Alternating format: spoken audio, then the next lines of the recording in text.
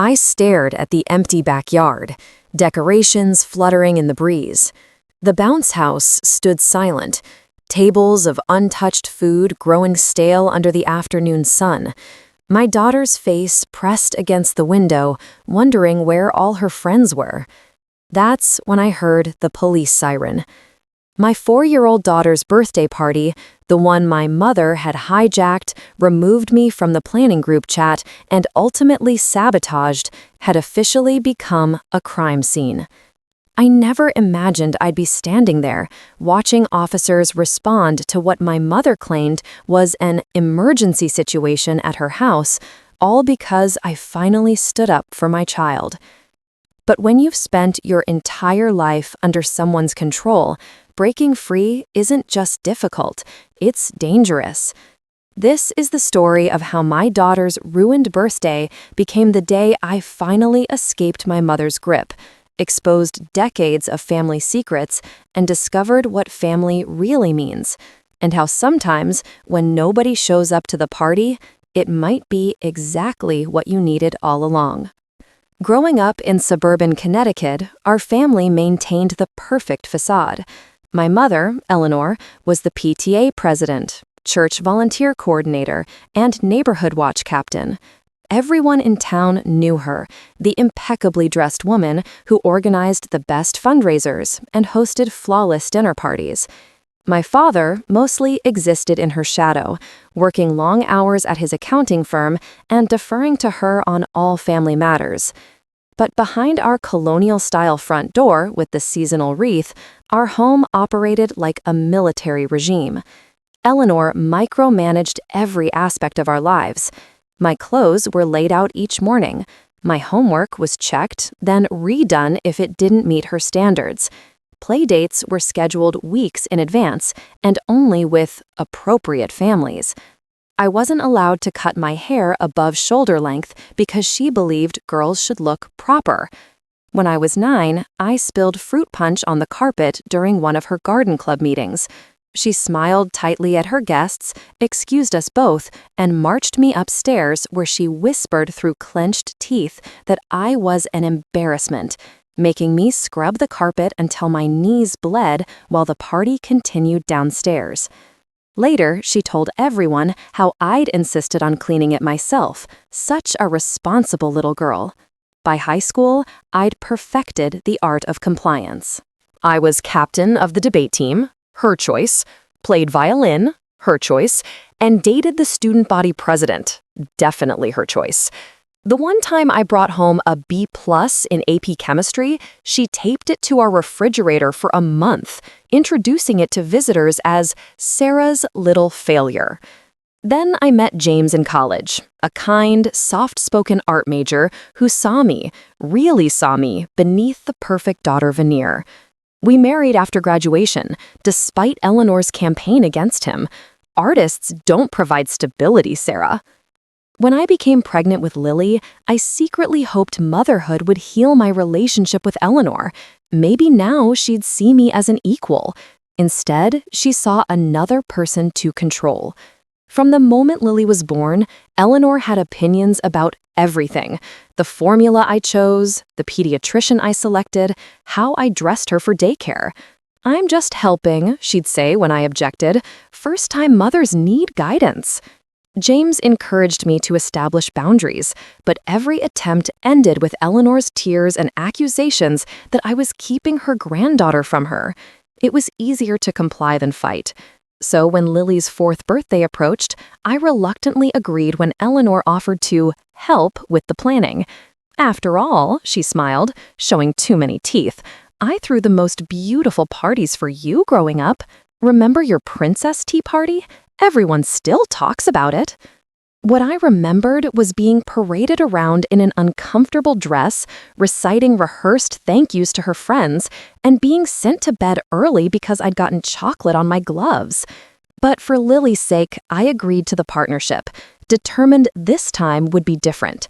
I wanted a simple backyard celebration, Lily's preschool friends, a bounce house, and a homemade cake shaped like her favorite cartoon character. "Let me handle the guest list," Eleanor insisted. "I know all the right families in town." I should have seen the warning signs when she created a group chat for planning that included several of her friends I barely knew. But it was when she started discussing a formal venue with catering that I finally pushed back. Mom, this is a 4-year-old's birthday, not a wedding. Lily wants a backyard party with her friends. That night, I discovered I'd been removed from the planning chat. The week before Lily's birthday, our relationship with Eleanor reached a breaking point. James and I had noticed the invitations Eleanor sent didn't match the guest list we'd provided. They were addressed to her country club friends and their grandchildren, not Lily's preschool classmates. Mom, what happened to Lily's friends from school? I confronted her over coffee at her house, trying to keep my voice level. Those children are so unrefined, she waved dismissively. The Martinez boy doesn't even speak proper English yet. And that single mother's daughter, what's her name, always has stained clothes. She sipped her coffee. Don't worry, I've invited the Andersons' grandchildren and the Wilsons' twins. Much better connections for Lily. Connections? She's 4. I set my mug down harder than intended. Those are her friends you're talking about. She won't know any of these children.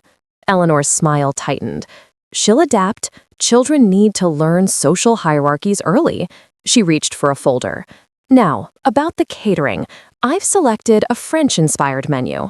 We're doing pizza and ice cream, I interrupted, in our backyard, like we originally planned. Pizza? She recoiled as if I'd suggested serving garbage. What will people think? That it's a normal child's birthday party. My voice was rising now. Mom, this isn't about you or your social standing. It's about Lily. Her eyes narrowed. You've always been ungrateful for everything I've done for you, after all my hard work. I didn't ask for your hard work, not for me and not for this party. I stood up, gathering my purse. The party will be at our house, with Lily's actual friends, eating food she actually likes. Eleanor's face paled, then flushed with anger. You'll regret this. You've never been able to organize anything properly without me. Watch me, I said, walking out her front door. That evening, my phone exploded with texts from Eleanor's friends, all planning committee members, expressing concern about my erratic behavior and poor choices for Lily. Several mentioned they wouldn't be able to attend such an informal gathering. One even suggested I might be suffering from postpartum depression 4 years after giving birth. I blocked them all and sent new, homemade invitations to Lily's actual friends from preschool, explaining there had been a mix-up with the previous invites. I ordered pizza, bought ingredients for a homemade cake, and rented a bounce house that Lily had been talking about for weeks. 2 days before the party, I received a group text from the mothers of Lily's friends, all suddenly canceling with vague excuses. The timing was too suspicious. When I called Emma, Lily's best friend's mother, she hesitated before admitting the truth. Your mother called us, she said uncomfortably. She said Lily's party was canceled because she had hand-foot-mouth disease and that there would be a rescheduled event at the country club next month. She was very convincing, said she was calling on your behalf because you were at the doctor's with Lily. My hands shook with rage. Emma, Lily is perfectly healthy. My mother is lying. There was an awkward silence. That's really messed up, Sarah. Why would she do that? Control, I answered simply. She's always needed to control everything. I spent that day frantically calling and texting every parent, explaining the situation. Most were sympathetic but had already made other plans. Only Emma promised to bring her daughter.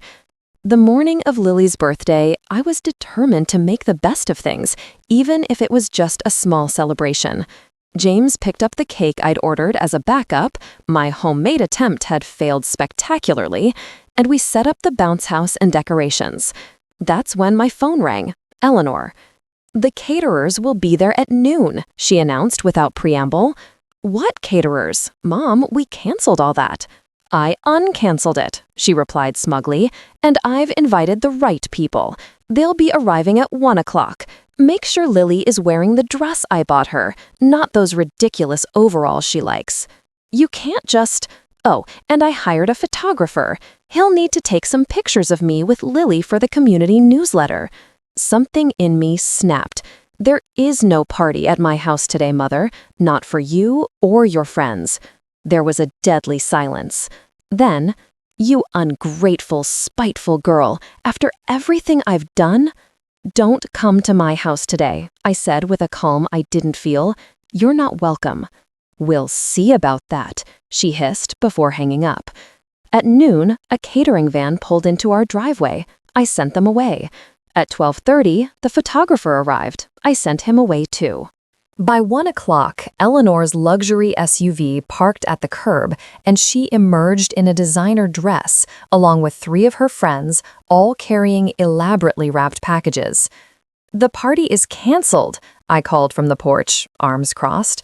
Eleanor smiled at her friends. She's being dramatic again. Come along, everyone. As they started up our walkway, James stepped outside to stand beside me. You need to leave, Eleanor, he said firmly. This is family business, she snapped. Stay out of it. I am family, he replied evenly. That's when we heard Lily's excited squeal from inside. She'd spotted her grandmother through the window. Before we could stop her, she rushed outside in her favorite dinosaur overalls. Grandma, did you come for my party? Eleanor's face twisted in disapproval at Lily's outfit. Darling, why aren't you wearing the pretty dress I bought you? Go change immediately. People will be arriving soon. Lily's smile faltered. I stepped between them, blood boiling. No one is arriving, Mom. You made sure of that when you called everyone and lied. What is she talking about, Grandma? Lily asked, her small voice confused. And that's when we heard the police siren coming down our street. The police cruiser pulled up in front of our house, lights flashing. 2 officers stepped out, hands resting casually near their holsters as they surveyed the scene. What's going on? I whispered to James, instinctively pulling Lily behind me. Eleanor stepped forward, the perfect picture of distress. Officers, thank goodness you're here. This is the situation I called about. One officer approached, notepad in hand. Ma'am, you reported a domestic disturbance? Yes, Eleanor nodded solemnly. My daughter is having some sort of breakdown. She's alienating family, canceling events without notice, and frankly, I'm concerned about my granddaughter's welfare. The second officer looked at us, me in jeans and a birthday party t-shirt I'd made specially for today, James steady beside me, and Lily peeking out from behind my legs. Is there a problem here, ma'am? He asked me directly. Before I could answer, Eleanor cut in. She's not well. She needs help. I'm just trying to salvage my granddaughter's birthday party after she ruined all the plans. Something about hearing her say those words, standing in my front yard, in front of my child, broke the last chain of fear that had bound me to her my entire life. Officers, I said, my voice surprisingly steady, my mother is lying to you. There's no disturbance here except the one she's creating. She called my daughter's friends' parents and told them my child was sick so they wouldn't come to her party. The officers exchanged glances. The one with the notepad spoke carefully. Ma'am, that's not a police matter. But it's not just about today, I continued, louder now, no longer caring who heard. It's about 32 years of manipulation and control. I turned to face not just the officers, but Eleanor's stunned friends, my neighbors who had come outside to watch the commotion, and most importantly, Eleanor herself. You want to know the truth about my perfect mother? When I was 7, she locked me in my room for 3 days because I got mud on my shoes at school. When I was 15, she read my diary and then invited the boy I had a crush on to dinner just to humiliate me by telling him all my private thoughts. When I got accepted to Yale, she told everyone I'd settled because Harvard waitlisted me. Eleanor's face had gone white. Sarah, stop this nonsense immediately.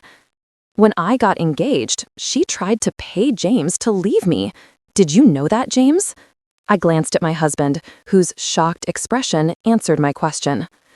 And when Lily was born, she told the nurses at the hospital that I was emotionally unstable and tried to convince them to let her take the baby home instead. Eleanor's friends were backing away now, murmuring to each other. The officers looked increasingly uncomfortable. But here's the part I've never told anyone, I said, my voice dropping as I stepped closer to Eleanor. I found the letters, Mom. The ones Dad wrote you before he died. I know he wanted to leave you. I know about the secret bank account he set up for me that you emptied after he passed away. The inheritance that was supposed to be mine. Eleanor's carefully composed face crumpled. You had no right. I had every right. My voice broke. He was my father, and you stole not just his money, but his last message to me. Those letters explained everything. Why he was so distant. Why he worked so much. He was planning our escape, Mom. Both of us, from you. One of Eleanor's friends gasped.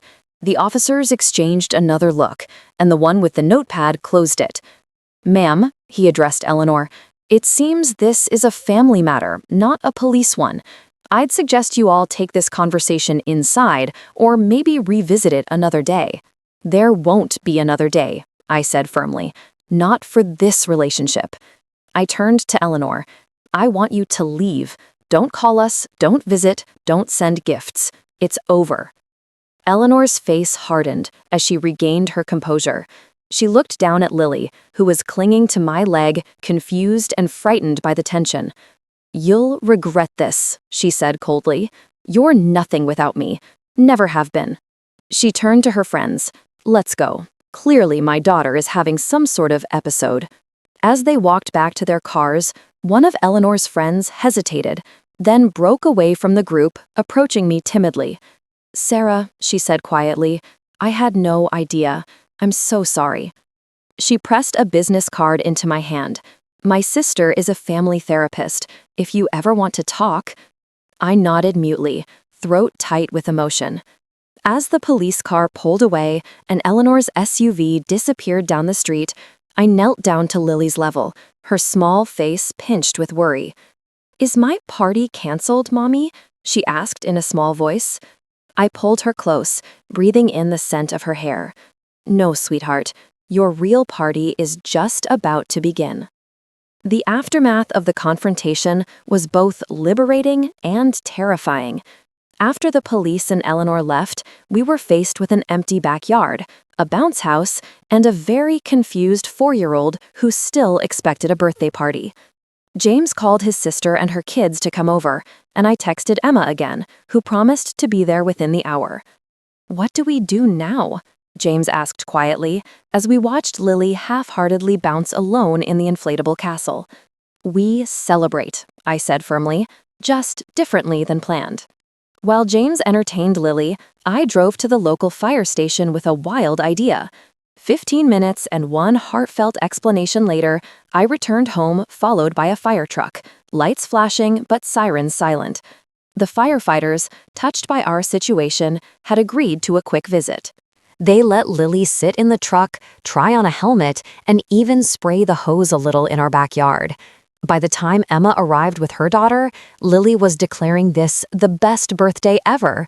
Emma had brought along another family from preschool who she'd called after our earlier conversation. They'd heard the whole story and changed their plans to come support us. As the impromptu party unfolded, my phone buzzed repeatedly with messages from Eleanor's social circle. Some were scathing, calling me ungrateful and troubled. But surprisingly, several expressed sympathy and shared their own stories about Eleanor's manipulative behavior over the years. Most shocking was a message from Barbara, my mother's oldest friend. I've wanted to say something for 30 years. Your mother did the same thing to your father that she's done to you. Isolated, controlled, manipulated. He confided in me about the escape plan. I helped him set up that account. I'm so sorry I didn't protect you both better after he died. That night, after Lily was asleep, clutching the small firefighter badge they'd given her, James and I sat on the porch swing, emotionally drained. "I can't believe I never told you about the letters," I whispered. "I found them 3 years ago, hidden in a box of Dad's old tax records she asked me to shred. I was so shocked, I just put them back and pretended I never saw them." James took my hand. "What did they say, exactly?" I took a deep breath. He'd been planning to leave her for years, but she'd threatened to take me away if he tried. So he worked constantly, saving money in secret. The final letter, my voice caught. He wrote it 2 weeks before his heart attack. He said he'd finally saved enough, and he'd enrolled me in a school in Colorado where his brother lived. We were supposed to leave that summer. And the money? Almost $90,000. It disappeared from the account a week after he died. I checked with the bank when I found the letters. She withdrew it all. James was quiet for a moment. "Do you want to pursue that legally? It might have been meant for you." I considered it, then shook my head. The money doesn't matter anymore. Breaking free matters. The following weeks were a roller coaster. Eleanor launched what she called a wellness check campaign, sending various authorities to our home, Child Protective Services, mental health workers, even the fire marshal to inspect our house. Each time, they found nothing concerning, and I carefully documented every false report. Then came the cease and desist letter from my lawyer, threatening legal action if the harassment continued. The visits stopped, but the rumors in town didn't. According to Eleanor, I was unstable, ungrateful, possibly abusive to Lily. Some parents at preschool kept their distance, but something unexpected happened too. As word of the birthday party disaster spread, a small community formed around us. Parents who'd had their own encounters with Eleanor's controlling behavior reached out. My father's brother in Colorado, whom I hadn't seen since the funeral, called after somehow hearing the story. He confirmed everything in the letters and invited us to visit. 6 weeks after the birthday fiasco, a certified letter arrived from Eleanor's lawyer. I opened it with trembling hands, expecting threats or demands. Instead, I found documents transferring ownership of a previously unknown investment account with a balance of just over $200,000. The accompanying note was brief. "Your father's money plus interest. This changes nothing between us." I was stunned. It wasn't an apology, but it was an acknowledgement. That money became our fresh start. We decided to move to Colorado, near my uncle, away from Eleanor's sphere of influence. James found a position teaching art at a community college, and I started a small event planning business, specializing in children's parties that were fun, not showcases for parents. The week before we moved, Barbara invited me to lunch. Over salads at a quiet cafe, she handed me a small box. "I saved these for you," she said softly. "Your mother doesn't know I have them." Inside were photographs I'd never seen. My father holding me as a baby, laughing as I took my first steps, building a snowman with me. In each one, his face shone with genuine joy. "He loved you so much," Barbara said. "He wasn't distant by choice." "Why are you giving me these now?" I asked. She looked down at her plate. "Your mother isn't well, Sarah. Never has been. She has this need to control everything, to be perfect. When she couldn't control your father, she tried to erase him from your life. I should have spoken up sooner." "Is she getting help?" Barbara shook her head. "She refuses. But this incident with Lily's party, people are talking. Her social standing is damaged. For Eleanor, that's worse than any diagnosis." As we prepared for the move, I struggled with how to handle Eleanor's relationship with Lily. Complete cutoff seemed extreme, but unrestricted access was unthinkable. After much discussion with James and a family therapist, we decided on strictly supervised video calls only, with immediate termination if Eleanor said anything manipulative. The first call was awkward. Eleanor acted as if nothing had happened, asking Lily about school and commenting on her hair. When she started to say something about Lily's unfortunate clothing choice, I simply ended the call. Same rules apply from 2,000 miles away, I texted her afterward. Respect our boundaries or no contact. The calls continued, gradually becoming less tense. Eleanor would never truly change, but with distance, both physical and emotional, I could manage the relationship on my terms. In Colorado, we found the peace we needed. Lily thrived in her new school, making friends easily. I built my business, often thinking ironically that I'd learned party planning from the best, even if for all the wrong reasons. James's art flourished in the mountain landscape. On Lily's 5th birthday, we threw a simple party in our backyard with her new friends. As I watched her laughing, frosting smeared across her face, wearing mismatched clothes she'd picked herself, I realized something profound. The cycle was broken. When the local fire department showed up, this time invited properly in advance, Lily's face lit up with delight. It had become our special tradition, a reminder that sometimes rescue comes in unexpected forms. That evening, as we tucked an exhausted but happy Lily into bed, she asked, "Did Grandma see my pictures from the party?" I hesitated. "Do you want her to?" She nodded thoughtfully. "Yeah, so she knows how to do a real party next time." Out of the mouths of babes. Perhaps healing would come in unexpected ways for all of us. 3 years have passed since that fateful birthday party. Lily is 7 now, thriving in our Colorado home, far from Eleanor's controlling grip. Our relationship with my mother has evolved into something I never expected. Not close, but manageable, with clear boundaries she mostly respects. The physical distance helps.